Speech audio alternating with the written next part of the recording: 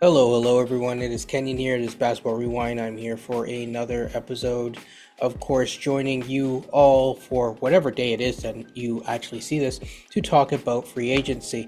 So today I'm going to be talking about free agency, going through all of the different moves, um, basically in alphabetical order because that's just the way that the NBA site has outlined it. I wanted to wait. Free agency moves are still going. Guys like Kaminga are not yet decided in terms of where they will go. The Jonas Valanciunas move that just cleared up as of the filming of this. So for that reason, I wanted to wait, kind of hold off, and make sure that I'm putting out the right information, not misinformation. I think it's good to put out one report, or to make sure that the information that is being put out there is, as they say, measure twice, cut once. So let's get right into it. So these are all 30 teams, their free agency, extensions, trades, and all of that information thus far. I am going to basically go through it to the best of my ability, give my thoughts on all 30 teams, and go from there. Atlanta Hawks didn't really make any re-signings because they didn't have to make any re-signings. This is a make or break year for a guy like Kobe Buffkin. I'm hoping and rooting for the best. I think he's really good. But they did add a lot of vets, and they did add a lot of guys to help Trey knife into the lane. They added another ball handler, and they added guys who could space. That would be KP. By the way, I'm going to stay away from their draft picks just for now, but they got KP and Kristaps Porzingis, Luke Kennard, 1-year deal. I'm not really sure the terms of Luke Kennard's deal just yet, so I'm not going to be talking about the money aspect in these, just like how do the players fit and going from there. Nickeil Alexander-Walker is another one where he was, I think, between this team and a few others. I heard the Pistons at one point and a few other teams. I thought that this is a good, solid deal for them, a nice piece of business. Nickeil, I think, is not only solid for them, but I think Nickeil adds another ball handler on the floor long term, and someone who can kind of punch up. He's a solid playmaker. He's just solid all around. He plays and has improved his defense, and as a guy who can kind of come off the bench and mix it up, he'd be great. I would have loved for him to be obtained somehow and acquired somehow for the Raptors, and I've been saying that since he was in his second year. I digress. Moving on to the departures, we see the departure of Clint Capella, of course. That is going to be a tough one for some fans, obviously, just because Clint Capella, has basically been Trey's, pop big, in terms of popping to the rim, flashing to the rim. He's been that lob threat. I think that they're looking in slightly different direction. So Trey doesn't necessarily have the same type of lob threat as he used to, but that doesn't mean that he's not still dangerous to make, those crazy passes that he does. I didn't really see them keeping Karis LeVert long term. That was kind of a deal for them to get off DeAndre Hunter's money, clear up the books so that they could make bigger swings as they did just now.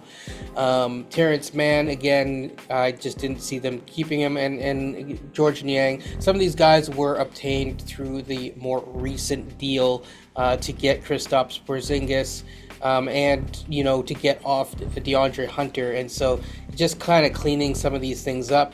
Good cleaning up of the books. Thought it was a good offseason for them thus far. I also like their pick. Again, this is not going to be mainly about the picks. Boston Celtics. They lost Drew Holiday, Luke Cornett, and Kristaps Porzingis. They still are willing to listen to offers on Derek White and a few others. And though it hasn't been fully announced yet, it does look like they're also going to be losing Al Horford. So, what do they add? They added Luke Garza. They added Josh Minot. They did Anthony Simons and George Niang. I like the Simons deal because basically it's a prove-it deal. You see, sorry, I'm outside, so you might hear a helicopter over above. But in general, someone like Anthony Simons, I think, is on a prove-it deal this year. This year is kind of I wouldn't say it doesn't matter. Every year matters, but it's a year where you can kind of explore and see what you have available to you. I like it. I like the departures. They get younger. They get to have several different upside swings and see if it works on short-term flexible deals, as you see, like the 2-year deal with Josh Minot. For Minot, I'm not sorry if I'm pronouncing it wrong. I call it Minot, but yeah. Brooklyn Nets re-signed 2 of their major free agent signings, which is Zaire Williams and Day'Ron Sharpe. At one point, there was rumors that maybe it would have been a sign and trade with a guy like Zaire or Sharpe to go to like a place like Toronto, for example. I thought these were really cheap deals so far as reported. I thought it's good. I mean, I know that they're getting a ton of flack for their picks, but they're just starting a true rebuild. They're at the beginning of this. They have no rush to be good right away. They have a ton of picks, which leads to a lot of flexibility. They also added Terrence Mann, who, they can try out as a ball handling guard. I don't know how that's going to work out, but we will see. And most importantly, the big salary to get them to the salary floor was Michael Porter Jr. Now, here's the thing about Michael Porter Jr. I think he is on a deal here where it helps the Nuggets out greatly. Both teams it was a win-win because, they were trying to add salary in exchange for picks and whatnot. They were able to do that. They got a guy like Michael Porter Jr. who can be on a rehabbing of his value type deal with them for the foreseeable future. And if not, I think he's good enough to, when healthy, he's a better player than Cam Johnson. Both players are not necessarily the most healthy, but I'll get to the Nuggets aspect in that in a second. I think that he's more of a catch and shoot player.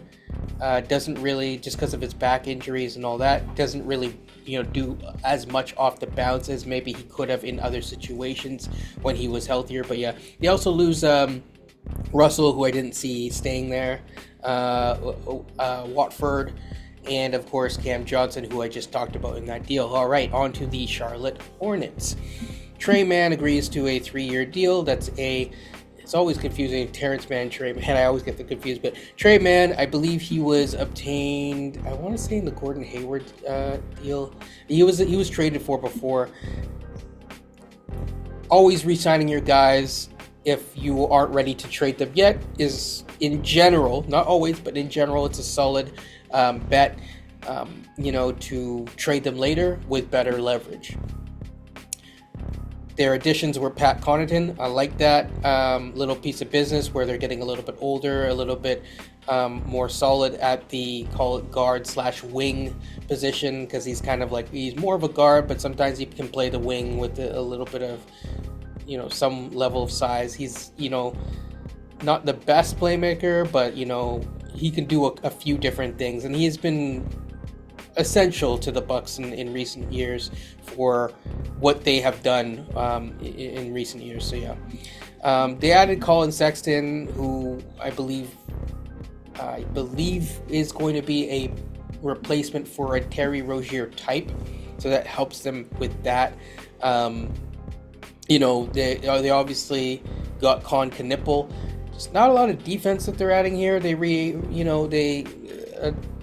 guess, what would it be if it was the Charlotte Hornets without a Plumlee brother? It's okay stuff. I think the key thing here is that they were planning on moving off of Mark Williams. They did that, and they got some picks for that. They were also planning on moving off of Nurkic long term. They did that. They got 2 draft picks who are centers in the second round. I think right now what they're looking at is, again, rebuilding their front court along with Salon, and really just kind of moving forward in terms of trying to solidify some sort of way to step forward. We will see. I think Con Knipple is going to be key to them. I think health is key to them moving forward. I don't know if they can punch up or not, because health is always a determining factor with this roster. I do think that they're trying to look at ways long term to move away from Miles Bridges. We will see how that looks this year. Okay, Chicago Bulls. Fun stuff. Okay, Trey Jones, don't really have a particular feeling about that. Isaac Okoro for Lonzo Ball was really the key acquisition in terms of trade and trade and not just re-signing their own players. Lonzo Ball is a tough one. He is an amazing basketball player. He's one of my more favorited players, one of the guys that I consider very underrated, but he's just not healthy. And they also have like Kobe White. They have Josh Giddey, who is not signed yet, and they have a few other things that are kind of, basically guys that need time. I think moving off of Lonzo Ball, they re-upped him. This is why sometimes it's good to re-up your guys and then trade him in the offseason. They re-upped him on a 2-year, $10 million per year deal. I think it's a good deal. I think it's a good deal for all sides. And I think, I'm wishing Lonzo Ball, which I think is a great signing by the next team, the Cleveland Cavaliers, all the luck, as well as Isaac Okoro. With Okoro going to the Bulls, I just think it's more about getting something for Lonzo Ball for them and kind of just making those small little mini steps, if you will. I think Okoro will play well as kind of a wing 3-and-D type player. Sometimes the 3 is off, sometimes the 3 is on, sometimes the D is on, sometimes the D is off. I think it's a low upside swing for a guy who will actually play in uniform on a more regular basis, which is I think is what they're going for. Again, if you think if you disagree with the take or whatever, let me know in the comments down below. I know sometimes people think that this is pretty basic, but I'm trying to cover as much as possible. And so, yeah, Sam Merrill, good piece of business. Spoken to a few Cavs friends. They seem to really like it. They are a little bit sad about, obviously, Ty Jerome going by the wayside. But, hey, they got in his place Lonzo Ball, who I think is, when healthy, a much better player. Larry Nance Jr. returns back home. I think his dad actually played, if I'm not mistaken, for the Cleveland Cavaliers as well, and he also played here before. But just kind of adding more to their front court depth. I think he plays nicely next to Allen or Mobley, so I think from that standpoint it is good, solid. Again, it is still. Free agency is still going on, acquisitions are still happening, so I'm not quite ready just yet to give people grades. But if I like it, I'll say. If I'm like, I don't know, I'll say that's fine. Dallas Mavericks, obviously Cooper Flag is the real main addition. They re-upped with Kyrie Irving on a given what people are signing for, like Devin Booker with $150 million over 2 years. I would say that, which is, that's what, 75 per year. Getting Kyrie Irving on the deal that he was on, I'm not trying to go too far into the money, but it was like around like the 40s, somewhere in the 40s or whatever, I think. It was a nice piece of business. They lock him up long term. I know a lot of people were like, maybe they're going to, why? They have the number 1 pick. They just got a former, or at least a guy that should be in the conversation for Defensive Player of the Year, who's a two-way guy, who's probably a top 10 guy, all NBA level guy. When healthy, number 1 draft pick, Kyrie Irving, who is pretty solid when healthy. They're pretty solid. They only lost Spencer Dinwiddie. I think that they'll be fine. They needed a point guard to kind of go with their roster to kind of, I guess as a stopgap measure until Kyrie is healthy so that they can run some sort of form of offense. Obviously, Cooper Flag will be doing a lot of that, but they wanted someone else because Cooper Flag's not a point guard at the end of the day, even if he can do a lot of playmaking and offensive initiation.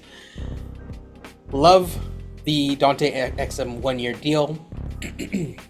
For me, big Exum fan, was in the NBA, then out of the NBA, then fought his way back. Really proud of him. Glad that he's getting another 1 year out of this. And, I think they did a really good job overall in terms of taking care of business and moving quickly here. the Denver Nuggets are the next team. They lost Michael Porter Jr., Dario Saric, who is really at this point, I liked him, but he's at the tail end of his career. He's just not really, able to give what he could, say, 4 years ago. Instead, they basically get real depth veteran pieces. JV was originally going to go to Greece. Turns out, nope, not going to Greece. The Nuggets have announced that they are planning to essentially honor his deal. In other words, they are not going to release him from the deal. He is expected to show up in uniform. If there was a buyout situation, it would have been interesting because they could also double down and go get like a Chris Boucher or something. It looks like that's not going to be the case. They have good depth at all levels, and I believe Day'Ron Holmes is also a prospect who is a center/forward prospect who is going to be returning from a season-long injury from his rookie season. Excited to see him healthy. Probably won't be at Summer League this year, but stay tuned. He probably will be playing a little bit, at least in preseason and onwards. So really excited to see that. Good stuff. Really good offseason to pivot. Obviously, they have new coach, new GM, new everything, new shoes. It's all good.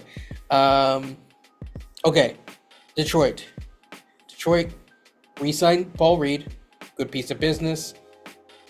Now, people were like, oh, they lost a lot of shooting. Well, they got Duncan Robinson. Caris LeVert is not the best shooter necessarily, right?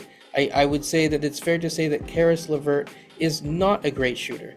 But what Caris LeVert does is Caris LeVert provides them with a player, in my opinion, who can do a little bit of everything from an offensive standpoint. All right, having Caris LeVert on your roster, as we can see here, having Caris LeVert on your roster who can kind of do a little bit of everything. He gets the line at a decent clip. Coming off the bench, he can give you about 25 minutes a night. That's pretty solid in my opinion. I thought that was a pretty good pickup. They did lose Tim Hardaway Jr., but I think Caris LeVert and Duncan Robinson combined, like Duncan Robinson is not as good of his upside is not as good as, say, Tim Hardaway Jr. However, Tim Hardaway Jr. is very streaky. Now, what's interesting to me is this Dennis Schroeder type situation. Dennis signed with the Kings. He's like, it's like, I liked it in Detroit. They didn't want me. So he's just kind of going from team to team to team to team. But I will tell you one thing. They were originally supposed to get Malik Monk. It looks like that's not going to happen. So it's kind of interesting. Golden State Warriors haven't really done much. They lost Kevin Looney. Not the best offseason for them. They're looking to probably make a splashier move, but it is tough for them to make those splashier moves. Not really much more to add from the Golden State Warriors. If you wanted a middling grade to a bad grade, it's hard to even give them a middling grade. They are probably going to be top of the line there. Houston Rockets. They just took care of business, took care of the guys that they want to keep, re-signed a lot of the vets, obviously extended Jabari Smith Jr., and then, really hunkered in on that center rotation. Now, here's the key thing. They did get Kevin Durant, obviously, that's been talked about on this channel already. They did get Dorian Finney-Smith. That's a nice piece of business, and they got the return of Clint Capella, although he is much older than he was and on the downslope of his career. They did lose some good, valuable guys like Dylan Brooks, who's always been kind of underrated. Cam Whitmore, Ime didn't like him, but I think he has some upside there. And of course, Jalen Green, as well as Landale.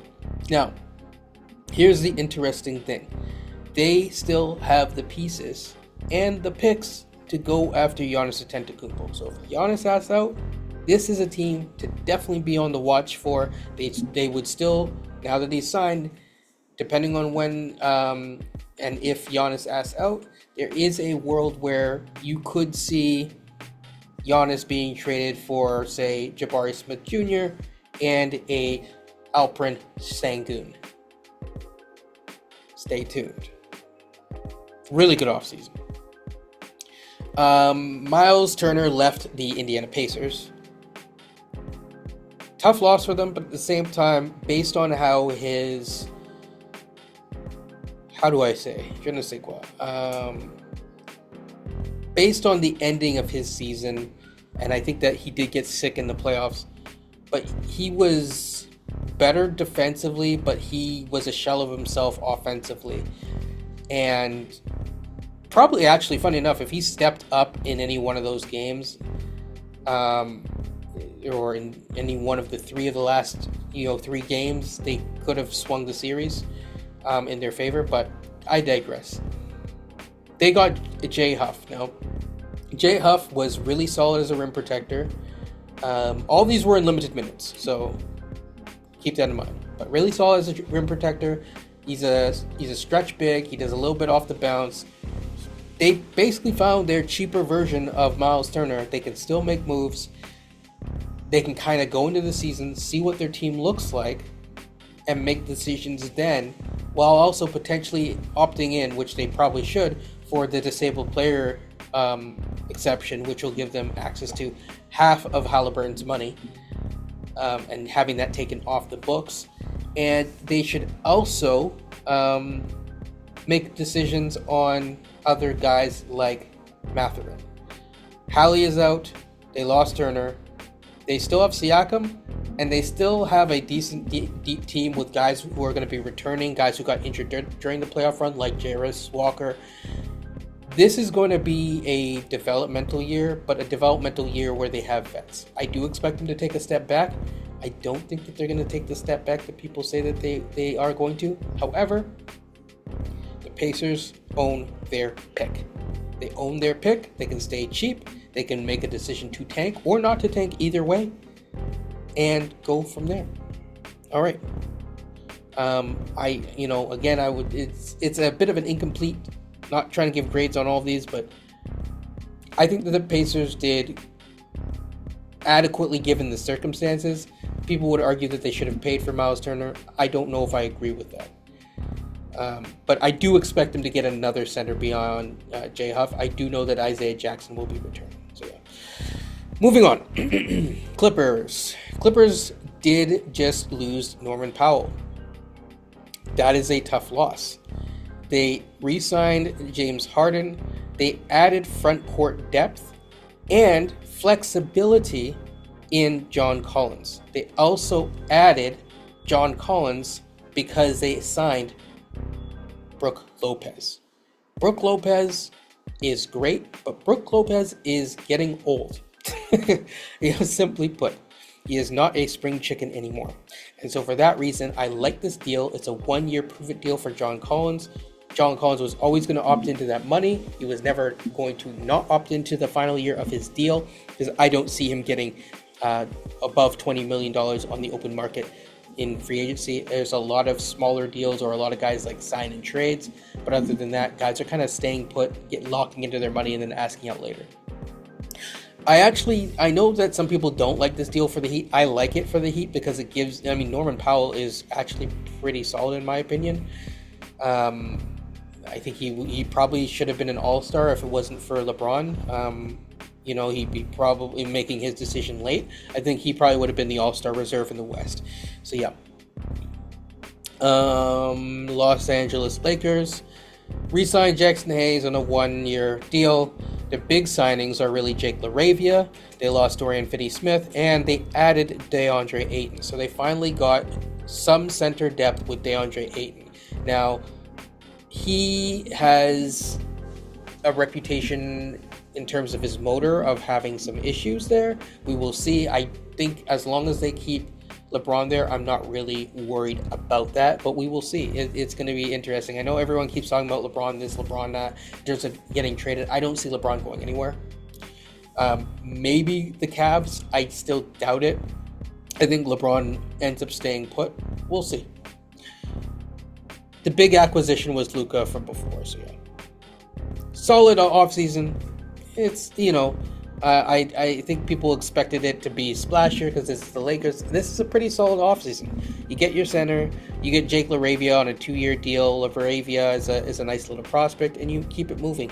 Um, Memphis Grizzlies, Santi Aldama, 3-year deal, basically taking care of the guys that need to be taken care of, and trading away Desmond Bain. They got Cole Anthony. Not the biggest fan of Cole Anthony. KCP is just a 1-year deal. I think he has one more year after that, but it's a team option. I don't expect them to opt in on that, so they can get some cap relief, considering that they just gave Jaren Jackson Jr. a supermax. Fair enough. To me, this is clearing out space for guys. They clearly have seen enough in Jalen Wells that they like. Desmond Bain is solid, but he has had some years where he has not been the healthiest, and he was on a very expensive contract. It's time to get younger, time to keep moving forward. I think in terms of as a corner shooter, and especially since Ja Morant can get guys corner shooters, this is a really good add in terms of KCP for a 1-year deal, basically. And if they want to opt in, they can. They can always opt in and trade him as well. There's a lot of flexibility with that contract. He has not played up to the standard of that contract, but it's not bad. Ty Jerome, I think, is the real sneaky one to look at. They have lacked a good, solid backup point guard since the departure of Tyus Jones, and I think that this is a nice 3-year long-term deal. I like that it's 3 years straight up, no funny business, no player option. Just, hey, give me the 3 years, let's keep it moving. Now, them losing Desmond Bain, that's going to hurt. But overall, solid. Just solid. It's not amazing, solid. Miami Heat just made a deal. They added, I guess you could say Davion Mitchell should be actually in the re-signing because they traded for him before, but sure. Davion Mitchell is one. I thought that was nice. He played well for them. I'm glad that he got a 2-year deal. I'm glad that he's still an NBA player. To me, he's an NBA player. They got Simone Fontecchio. Hopefully I'm pronouncing that right. They got Norman Powell. I think Norman Powell is a great add. I didn't really see them giving Kyle Anderson long-term commitments. So they basically clean up their books and clear out space for guys to play. So you're going to see more than likely Bam at the 4. You're going to see more time from there's a Lithuanian kid that I'm missing his name right now, but there's a guy that they signed in. They got him from the Grady draft. He should be getting more time here. Basically, they are getting younger. People are like, oh, I thought they were going to get younger. They are getting younger by allowing the young guys to have time, letting Duncan Robinson go. I think Norm well flips out and makes up for the addition or the subtraction of Duncan Robinson, and I think this is good. In a weak East, as people like to say, this is adding some talent. Milwaukee Bucks are remade. Now, I do not like their starting lineup, but they re-signed basically a lot of their guys that they were able to outside of Brook Lopez. The big ads were Gary Harris, which is a solid veteran piece, and Miles Turner. This is a bet. They waived Damian Lillard and are basically eating half of his money and stretching it out through double the amount of years. This is a expensive way to rebuild a roster. Hope it works for them. Don't know if it will. It's a huge bet on making Giannis a full-time point forward. There's a lot of ways that you can mix and match guys to make this roster work with different variations of Giannis basically being that point forward, driving headfirst into the lane and just yamming it on people night in and night out, and doing his 28, 15, and 4 or whatever the heck it is. Insane numbers. It's going to be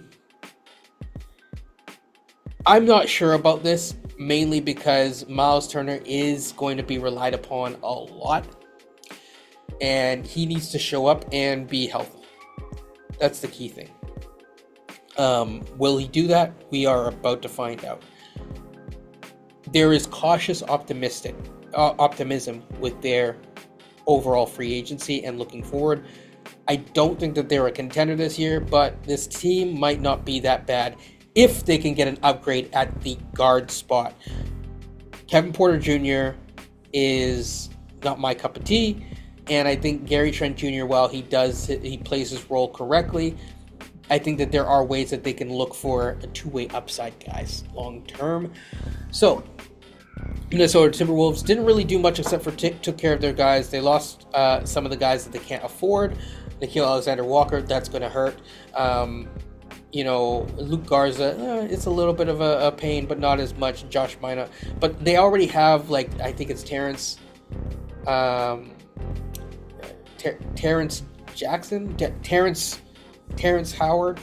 The pick that they got last year, they have him, and he really showed out. I think he actually should have went higher, but he had some issues that cleared themselves up, throughout the draft process, which is unfortunate. But they already have a lot of guys. What they do need long term is to make sure, is Rob Dillingham, is he the point guard of the future for them? And if not, they need to find a replacement for Mike Conley. New Orleans didn't really do much. They just added center depth. Sadiq Bey is coming off a major injury, and I don't think that they saw themselves getting much for. Obviously they lost Bruce Brown, but I don't think that they saw themselves getting much for, McCollum. So I think that they got the better player in Jordan Poole, and I think that they're trying to just fix themselves a better roster. The key thing is that a lot of these players fit next to their queen really well, and I think Fears is going to be the linchpin here. So off season, but yeah. Knicks didn't really do much except for they did add Jordan Clarkson. I do like the Jordan Clarkson pickup for them. I think that it's a really good one, and Yabusele adds and just more forward / bigman depth. Clearly that's been needed. Relying on Mitchell Robinson for all of that's a rough one. So I thought they had a solid offseason, given that they couldn't really do much because of their cap constraints. Next year it's going to be bigger because of Mikal Bridges. They probably will re-sign Mikal Bridges, but it will mean that they will have to make a move one way or the other. So yeah, but overall I thought it was good. They were able to make free agency signings they're able to do with whatever they could with the little room that they had. OKC won the championship. Not much more to do. They took care of some guys. They let other guys go, like Dylan Jones, who they weren't really going to keep anyways. You have to clear out space. You have to see what you have.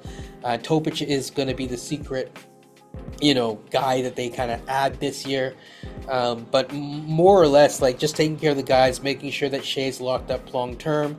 That means that in terms of, if you're a Raptors fan, if you're hoping that Shea is going to come to the Raptors one day, it might be a little bit longer. We'll just keep it moving. If you win the championship, for that season, there's not really much. This year, they're going to have to make some decisions, but overall, I think that they're in good place and in better place than most people.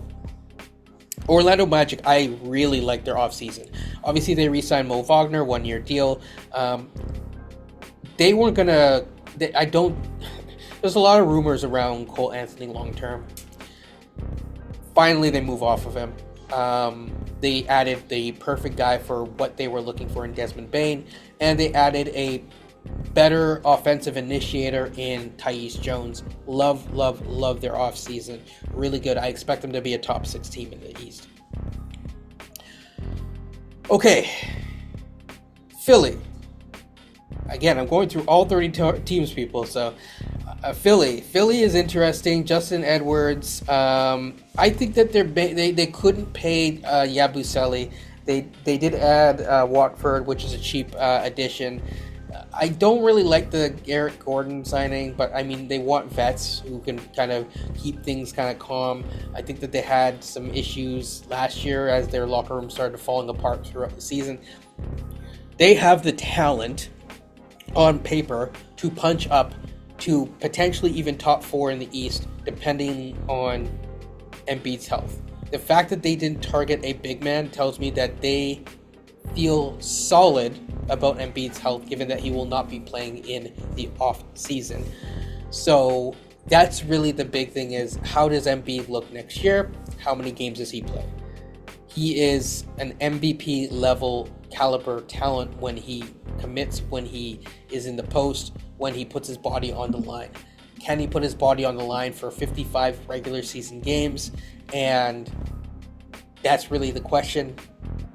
I think once you get him to the playoffs, you're fine, but you have to load manage him throughout the season. And if you do, I think he is good enough. He is that level of good that they would be dangerous. So, yeah. Okay. The Suns basically are rebuilding their team on the fly. I liked their roster because they added all the right types of center depth. They have Mark Williams on a prove-it-like deal because it's his last year of his rookie scale deal. Love it.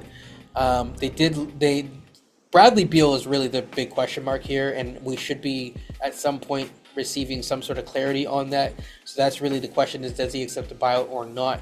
But long-term, Jalen Green is solid. I think they took care of, Devin Booker. So they're in a solid place. I think that they take a step back this year a little bit as they figure out their team. But overall, I like the additions of Green and Brooks.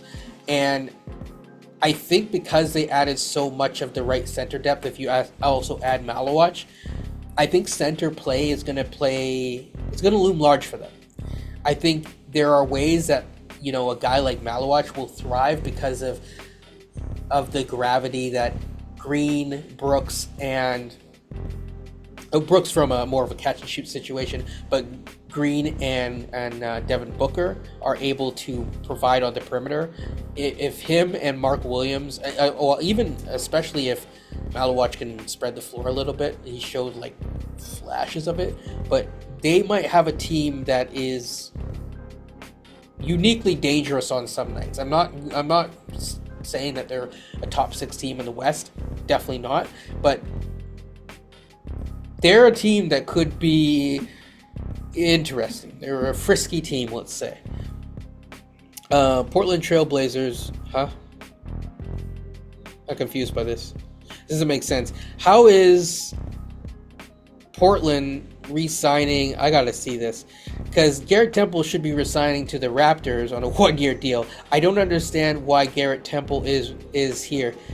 NBA site, get it right. They cleared out space basically for guys that want to play. So that's the Anthony Simons stuff. That's your DeAndre Ayton. Drew Holiday reportedly doesn't want to be here. He is a all-time pro. I think he will be just fine there, and I think that he adds a level of defense and seriousness to what they're trying to do. He may not like it, but he's getting paid $90 million for 3 years, and from their standpoint, they need to get a little bit older, a little bit more mature in the right way, but with guys who are actually going to play. So the other day I had a listener come on, and they were talking about what kind of vets do you want to kind of get that would be vets that would be, quote-unquote, as I say, in the trenches. Drew Holiday is a good example. Money is a little bit much, but Drew Holiday is a perfect example. He's good enough that he's going to play with you guys. He's good enough that he's going to be there, and he will make them more mature. They were one of the hottest teams to end the season, but they started off the year so abysmally that it didn't matter. I expect them to be a much better team this year and grow with it. I think Shaedon Sharpe needs to get a lot better, and other guys as well. No, people keep dunking on Shaedon Sharpe. I like his game. I think, he still needs to put some stuff together. We'll see what happens. Sacramento Kings. are a mess. I'll just say that. But they signed Dennis Schroeder, and they took on Dario Saric. I think that they got a pick out of that, but I can't remember, and it doesn't show right here. So I'm just gonna keep it moving. It's the Sacramento Kings at this point. They lost JV, but I just don't know what they're doing at this point because of Fox being gone. So it's the Kings. Spurs didn't really do much except for they did add Luke Cornett. I like Luke Cornett a lot. Luke Cornett adds, I think, a serious center option for them. I think that Luke Cornett adds someone who can spread the floor for Wemby. If Wemby starts playing more inside, which I'm hoping that he does do a little bit this year. I know that he likes to play out on the perimeter. I know that people see him more as like more of a forward, but I do think that when you're 7'6" with that wingspan, etc., or whatever the heck he is, I mean, you just have certain advantages. Use them. Toronto Raptors. It's not even like a re-signing. Even though it's called a re-signing, they just extended Pirtle basically, so he opted into his deal, and then it's I believe a 3-year extension on top of that. So he opts into not this year, but the next year, and then from there he will get a raise on top of that. It works out to be around $28 million a year. So it is less than the 30 to 35. People were saying $35 million. I was like, I don't think it's going to be that. Here's the key thing. The thing with Pirtle, the special thing about this deal with Pirtle is this. Pirtle has only been given $5 million guaranteed. So if it goes south or they want to get off of it, it is a movable deal. It's not a bad deal in terms of the overall, like, contextualizing things, but it is a little bit shocking. But hey, if it's hard to retain a center, and you have one, I guess re-up the center, and then you can figure the rest out later. Toronto Raptors also add, I'll call him Sandro Mamu. I think he's going to be a lot better than people think. I'm not saying he's a game changer, but a 2-year deal. I don't like this deal because it's a 1 year with the player option. Just sign the dude right out. 2 years. Boom. Make the decision now, right? Stop giving the player options because it makes you lack the flexibility and the leverage that you used to have.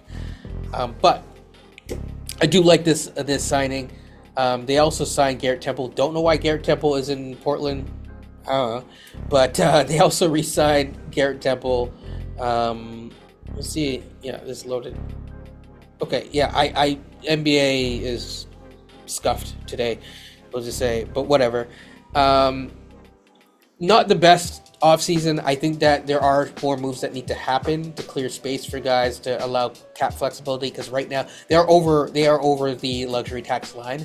And they probably, with their current team, do not want to be a tax-paying team. We will see. They have time to make these moves, but they need to make those moves. I think Utah Jazz, Washington, yeah, those are the last two teams. Okay. And then after, I'm going to go get my tea and have fun. Utah Jazz didn't re-sign anyone. They have a lot of prospects. They added Kyle Anderson. They added basically a lot of forward depth, and then they cleared out a lot of other guys, either waiving or trading. I think number one, at the guard spot, it's been a long time coming, but they have just needed to get rid of Sexton and Clarkson. Get rid of might sound harsh, but the truth is that they're trying to clear out space for guys who are coming up in the midst to kind of get some sort of form of play. I expect Lauri Markkanen to play more of the power forward spot this year, and I expect Ace Bailey, who is their main addition, to play more of the the 3 guard. They need to find out what Bryce Sensabaugh looks like. They have Taylor Hendricks returning, which explains some of it, because I don't think that they expect to get a lot of minutes out of Kevin Love. He's just more of a vet. Kyle Anderson might play a little bit, but long term, I mean, if they're good, he's a great vet. If they're bad, he's an easy person to move. Washington Wizards, I think, had a sneaky offseason where they're adding a lot of vets. They're clearing out guys that aren't going to play long term, and they're just. And then the sneakiest move was the Cam Whitmore move. Very low risk, high upside move. If it works, it works. I know that they were in talks with Kuminga's camp. I would have liked for them to get Kuminga. This makes it a little bit easier to be flexible and move guys. Guys like CJ McCollum, they're not going to be around for more than a year because he's an expiring. Kelly Olynyk, I believe, is going to be an expiring this year, but I have to re-look at the deal. But I believe after this year, I think that there's a team option on that. But the point is that there's not much more to add there. And then Dylan Jones, kind of a low swing upside. They moved off of Poole. Really, this sets them up for next offseason. That's the key. Because next offseason, they're going to have, if they do nothing else, they're going to have Marcus Smart in the 20s coming off the books. They're going to have CJ McCollum in the low 30s coming off the books. That's $50 million in cap flexibility or room, because they are not a luxury tax team that's going to be coming available to them. I don't know if that means that they are going to be under. I'm not looking at their exact cap situation right now, but it's looking at that at a minimum, plus potentially Kelly Olynyk as well coming off the books. That is a lot of money, and they might be targeting someone next year early, or wanting to kind of make their move next year. This year is going to be key, whether you want to make a move forward or whether you want to push things back. This year is the move that if you want to get better in the East, you do it. If you don't, that's okay, because this draft year is supposed to be a really good year. I do not expect a lot of teams to be trading their draft pick until much later on, until they're ready to make their moves, and I think a lot of teams are going to be valuing their draft picks more. A lot of old heads who watch this say, why do you value the draft picks? Well, in a cap space era, that is the new CBA era as is, you need those draft picks. Draft picks are like gold, especially first round picks are now much more valuable, and same with second round draft picks. Now with the chances to make second round draft picks, if you use the second round exception, guaranteed money or not, or have that flexibility, or not guaranteed money and have them for 4 years, there is a lot there. Keep these things in mind. I think that having cheap labor talent, I'm sorry to be so blunt and crude about it, but slave labor sometimes is the way that these leagues work. And so having cheap labor that is effective labor, and labor that is able to outperform their contract relative to their production and relative to expectation, is the way that a lot of teams are going to be building out their depth, especially based on what we just saw in the NBA Finals. 2 teams built off of depth. And also it provides flexibility for trades down the line. This is how the Pacers built their team. Largely, most of their top line players, outside of Miles Turner this past year, were players that they acquired through trade. So, keep those things in mind. That's Basketball Rewind. Like, comment, and subscribe. Hope you appreciate these little small updates here and there. This is me going through all of free agency, all of these moves. There are still guys out there. I want to know where Chris Boucher ends up. Maybe by the time this is posted, I might know. Maybe by the time it is, we may not know. But yeah, I hope he lands somewhere nice. And I'm interested to see where Kuminga and also Josh Giddey is not signed yet, where those guys end up. People, stay well. Stay hydrated, of course, and peace.